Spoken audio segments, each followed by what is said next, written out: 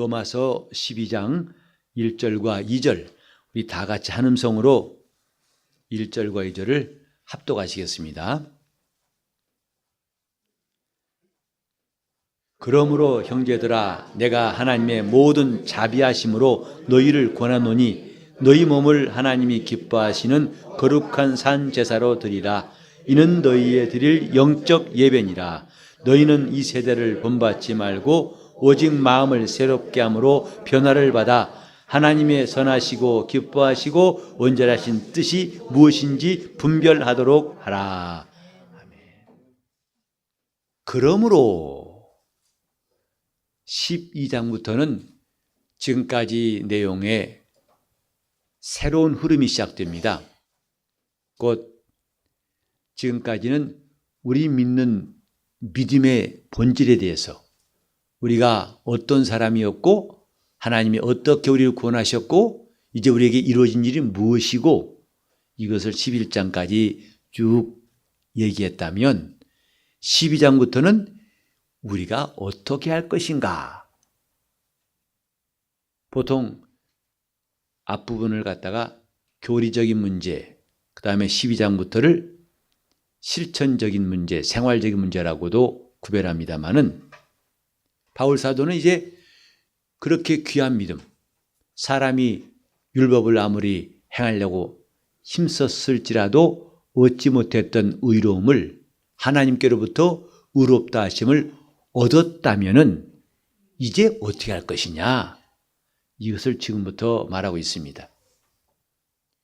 우리가 예수 믿는 성도로서 크게 우리 신앙의 내용을 두 가지로 나눈다면은 우리가 무엇을 믿는가, 그 다음에 어떻게 살 것인가, 이 두 가지로 나눌 수가 있습니다. 그래서 성경 공부도 그렇고 설교도 이 두 가지를 함께 마치 양축과 같이 두 개의 기둥같이 이것을 우리가 조화롭게 하는 것은 매우 중요합니다. 무엇을 믿는가? 그 다음에 어떻게 살 것인가? 곧 신앙과 생활, 믿음과 실천, 이 두 가지를 조화있게 해야 되는데 로마서는 11장까지는 무엇을 믿는가를 말했다. 우리가 어떤 형편에서 어떻게 구원받아가지고 여기까지 왔다. 이런 자리에 서 있다. 이런 신분을 가졌다. 이렇게 하나님이 우리를 앞으로 영화롭게 하려는 계획까지 있다. 그렇다면 이제 우리가 어떻게 살 것인가 하는 문제를 다루고 있습니다. 그러므로 이것은 이제 연극에서 1막이 끝나고 2막으로 바뀌는 전환되는 순간 그런 것과 같습니다. 그러므로 우리 신앙생활도 그러므로가 필요해요. 내 죄 사함 받았다, 은혜 받았다. 맞습니다. 그 다음에 뭐냐 이 말이에요. 그렇다면 너는 이제 뭐 할 것인가? 우리를 거듭나게 하셨고 성도가 되게 하셨습니다. 그렇게 하나님이 주신 은혜가 죄인을 의인 되게 하시는 그분의 역사가 얼마나 놀라운 일인지, 하나님이 그 아들을 버리시고 아들은 그 아버지 뜻에 죽기까지 순종하셔야만 가능한 일이었는데 이처럼 큰 구원을 얻었다면은 남은 게 뭐냐? 어떻게 살 것인가 이것입니다. 교회는 이 두 가지를 다 가르치는 것입니다. 우리가 받은 구원이 무엇이고 이제 우리는 어떻게 살아야 할 것인가? 즉 믿음을 가지게 하고 그 믿음을 가지고 살게 만드는 것. 어느 한쪽에만 치우쳐서는 온전치 않고 이 둘은 다 필요한 겁니다. 우리가 말씀을 들었습니다. 그러므로 우리는 어떻게 할 것이냐? 우린 주께 나왔습니다. 그러므로 어떻게 할 것이냐? 우린 예배에 나왔어요. 그러므로 우리는 이 예배에 어떻게 할 것이냐? 예배 드리러 나왔지만은 우리가 하나님 앞에 눈을 맞추는 것이, 우리 마음을 주께로 확정하는 것이 매우 중요한 것. 우리를 구원하신 주님이 역사도 놀랍고 중요하지만은 동시에 우리가 어떻게 할 것인가, 마치 신앙생활의 양 날개 같다 이 말이죠. 의지할 것과 힘쓸 것이 있습니다. 의지할 것은 그분이 우리에게 베푸신 공로를 의지하고 그분의 은혜를 사모하고 그분이 주신 복을 환영하는 것이 필요하다면, 이건 전부 다 그분이 하신 일이라면 내가 할 일이 남아있다 이 말이죠. 하나님께서 우리 몸에 팔이 한쪽만 있지 않고 양쪽에 있게 하신 것이 참 감사할 때가 많죠. 느껴본 적 있습니까? 내가 팔 하나밖에 없었더라면 어땠을까 하고 가정해 본 적 있습니까? 근데 감사하게도 양쪽 팔이 있으니까 이모저모로 편하죠. 어떨 때 제일 편해요? 가만히 있을 때 제일 편하죠. 어떨 때 제일 편합니까? 양쪽 팔 다 있을 때. 각각 집에 돌아서 생각해 보시라고. 다 편하다고 여기는 다를 수 있어요. 근데 여러분이 한쪽 팔 다쳤을 때 그때가 절실하죠. 이거 평소에는 금방 쉽게 할 수 있고 쉽게 들 수 있는데 한쪽 팔을 못 쓰니까 불편할 때가 많죠. 그처럼 신앙생활도 한쪽 팔로 하는 게 아니라 양쪽 팔로 하는 겁니다. 의지할 것과 힘쓸 것. 다 같이 시작. 의지할 것. 의지할 것은 주님이 하신 일을 의지하라는 것이고, 힘쓸 것은 내가 할 일을 힘써야 되는 것이다 이 말이죠. 그래서 12장부터는 이제 힘쓸 것에 대해서 말씀하고 있습니다. 그러므로 그래서 교회와 말씀을 배우고서 성경의 지식을 알고 감동도 받고 좋습니다.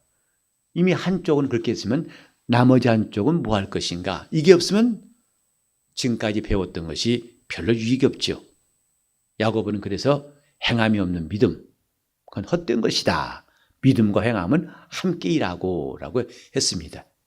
믿음은 주가 하신 일을 내가 받아들이는 것이고, 행함은 내가 주께 순종하는 것이고. 다시 한번, 의지할 것과 힘쓸 것.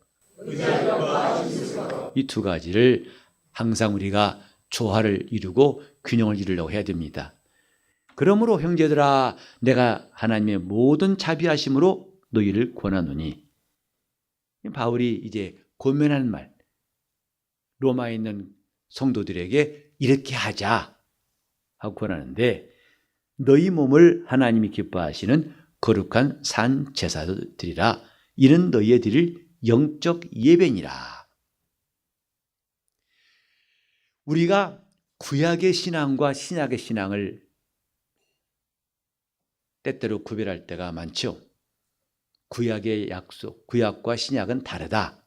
물론 전혀 별개라는 것이 아니라 방향이 다르죠. 그래서 첫 언약이라는 것은 하나님이 아브라함에게 하신 약속으로서 네 자손들이 하나님이 되겠다. 너희와 나는 남남이 아니라 너와 내 자손의 하나님이 되겠다. 그리고 지금 있는 이 가나안 땅, 지금은 내가 나그네로 살고 있지만 이 땅의 주인 되게 하겠다. 이 땅을 기업으로 주겠다.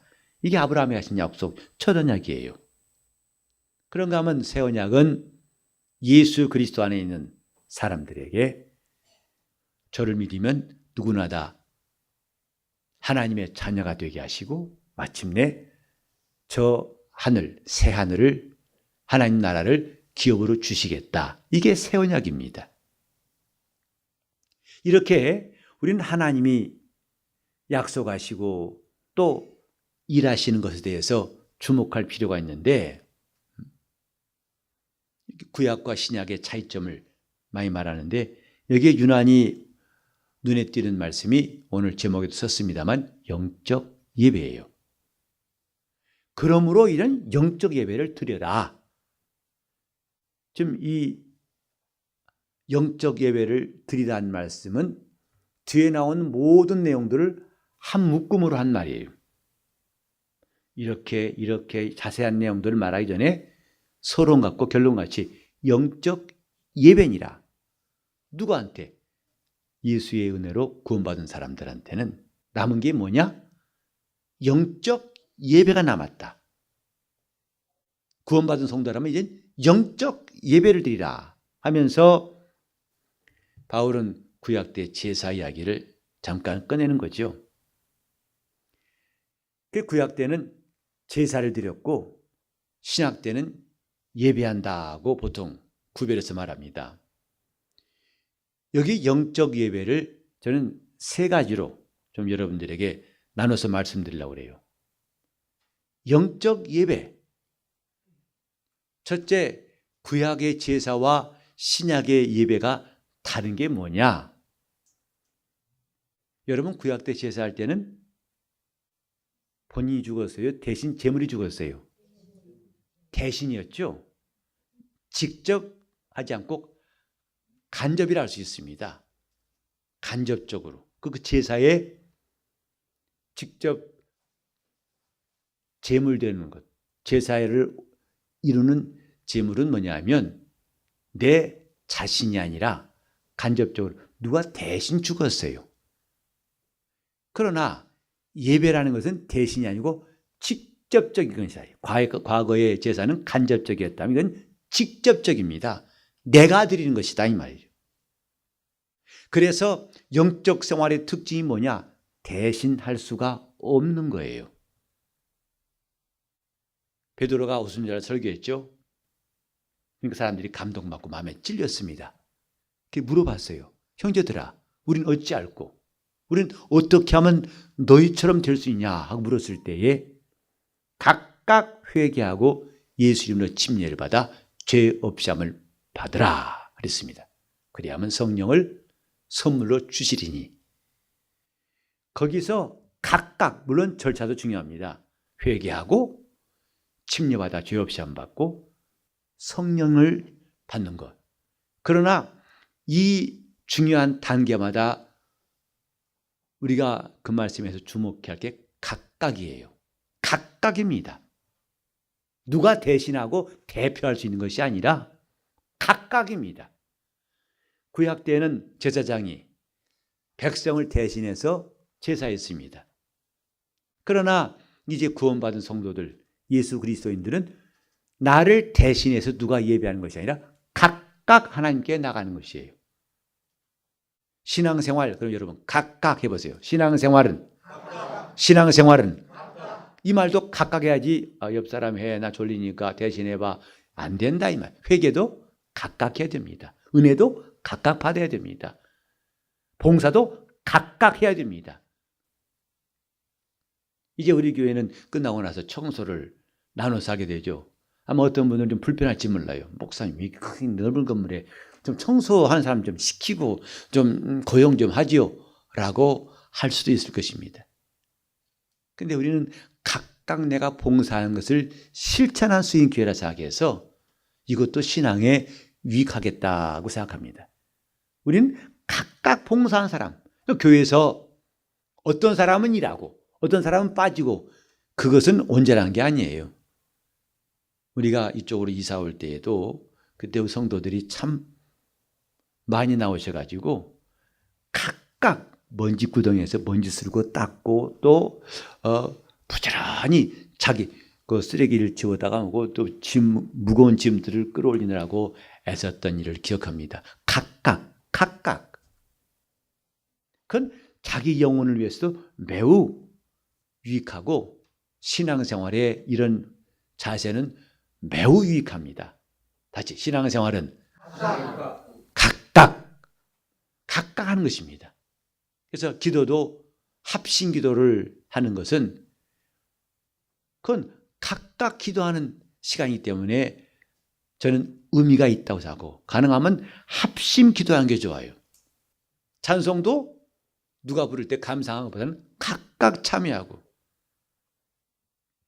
앞에 찬양팀이 나와서 할 때도 그들만 부르고 그들 보고 구경하는 게 아니라 나도 각각 부를 수 있는 찬송을 해야 되고 나는 그렇게 부탁하고 있어요. 같이 하자.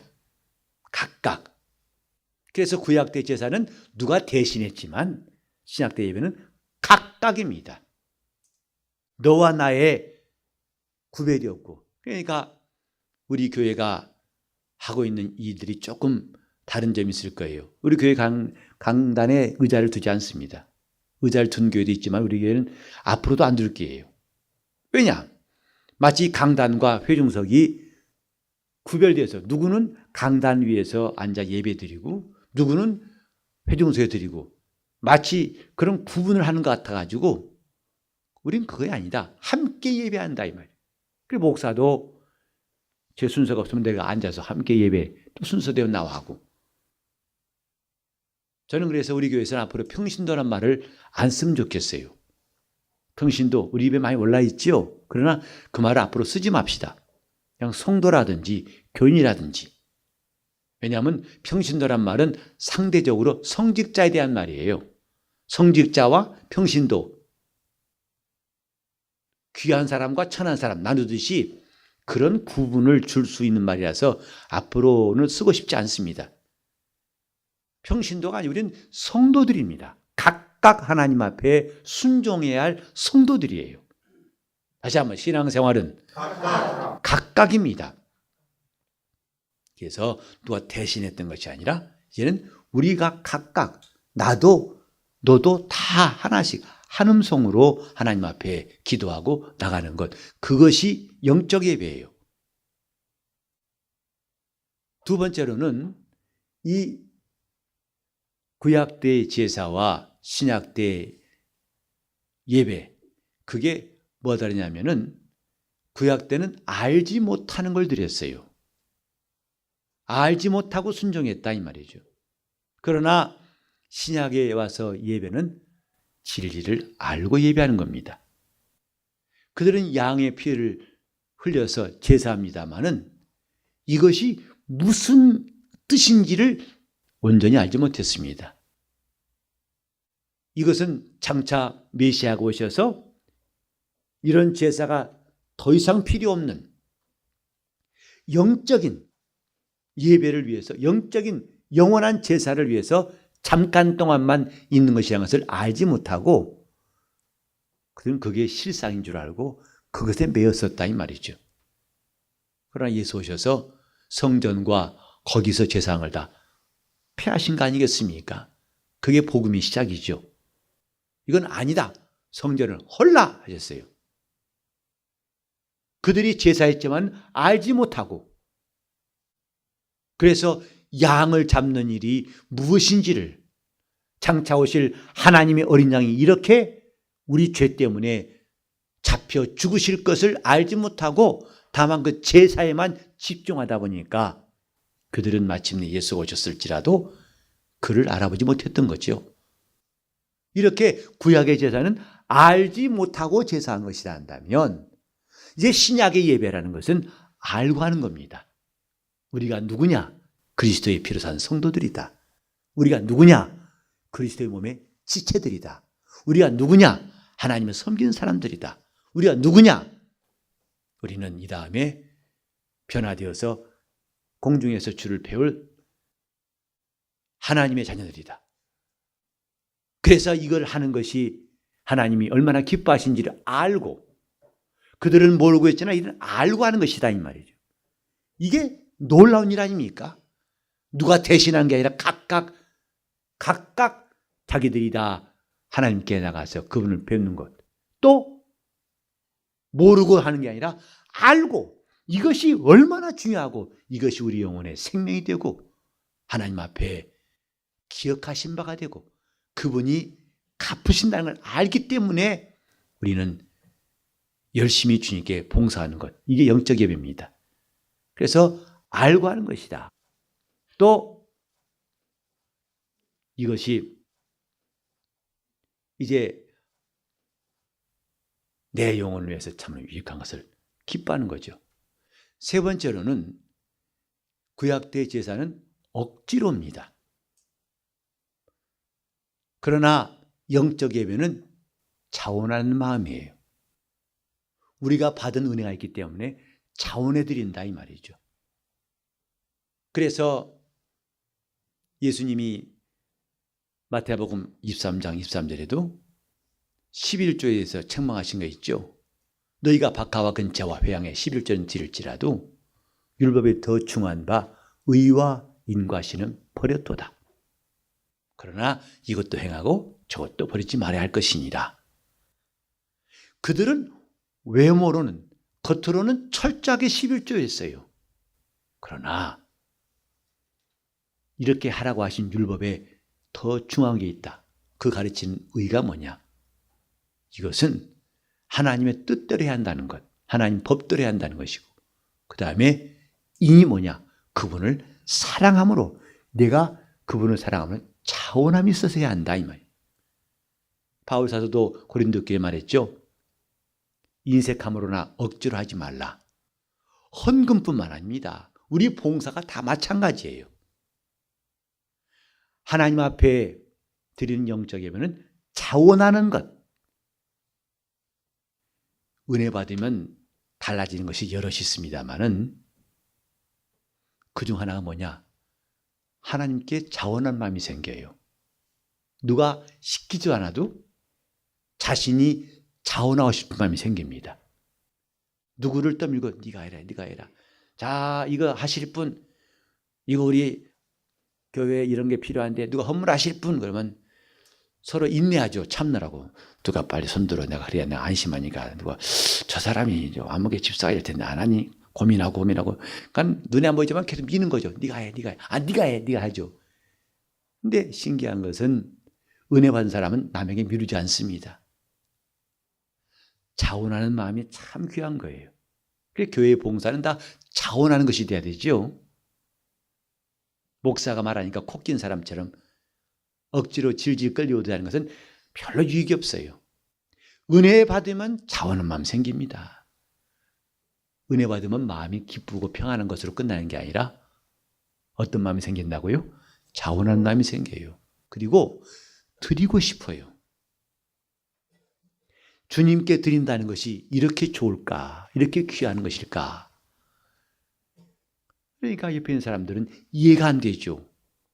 너 좀 아껴. 심지어는 같이 사는 남편도 이해가 안 되니까 너 교회 가면 너무 많이 헌금하더라. 좀 절제 좀 해라. 내가 지금까지 말한 거 참았는데 너무 많이 드려. 너 그 출연금이 5만 원이 뭐냐? 10,000원만 드리지. 해가면서 다툰 사람도 있어요. 너무 많다. 내 아내는 당신 내 마음 몰라. 주님께 드리고 싶은 마음을 너 미쳤구나 그러죠. 맞아요. 미쳤어요. 바울도 말했어요. 내가 미쳤다고 그랬어요. 하나님을 향해서 하나님을 위해서 내가 미쳤다고 그랬습니다. 그런 마음은 세상에서 뭐하는 사람들이 이해할 수 없기 때문에 미쳤다는 말을 쓰겠지만 사실은 은혜 받으면 당연히 나오는 모양이 뭐냐? 그분께 드리는 것이다 이 말이죠. 여기도 보면은 예배, 너희의 드릴 영적 예배라. 그 앞에도 너희 몸을 거룩한 산 제사로 드리라. 그 예배를 말하는 영어의 서비스라는 것이 원래는 봉사하고 그에게 드리는 것이다 이 말. 하나님께 봉사하는 겁니다. 그 예배 때에 예배 모든 일들의 공통점이 뭐냐? 드리는 거예요. 우리의 마음을, 우리의 목소리를 내어드리고 우리의 몸을 움직여서 봉사하고 우리가 귀히 여기는 물질도 드리고 그분께 드리는 겁니다. 앞으로 5월 첫 주부터 우리는 예배 순서의 앞부분, 설교 앞부분까지 다 그분께 나아가는 것, 그분께 드리는 것으로 쭉 이어가려고 그러고 설교 때부터는 그분이 위에서 내리시는 은혜, 그래서 우리가 드리는 믿음과 그분이 베푸신 은혜, 이것을 중심으로 해서 예배 순서를 좀 바꾸려고 한다고 말씀드렸죠. 드리는 것이다 이 말이에요. 여러분 자신이 지금 은혜 받았는지 아닌지를 금방 진단할 수 있어요. 주님께 드릴 마음이 있느냐, 아니면 점점 마음이 이렇게 닫히느냐, 아니면 만개한 꽃처럼 점점점 그 마음이 주님께 열리느냐, 그것은 아주 간단하고도 분명한 측정 기계입니다. 내가 지금 주님께 은혜를 받은 사람인지 아니면 받은 은혜가 줄줄줄 새고 있는 사람인지는 아주 쉽게 측정할 수 있어요. 너희의 드릴 영적 예배니라. 하나님께 드리는 것이 이렇게도 좋을까? 저 모세가 광야에서 성막을 지으려 할 때 그 드는 재료들이 있죠. 홍색, 자색, 청색 실하고 고운 배도 있고 또 금이나 은이 필요합니다. 놋도 필요합니다. 그것을 백성들에게 명해서 가져오라고 그랬어요. 그때 그들이 얼마나 기쁨을 했던지 줄지어서 가지고 나왔어요.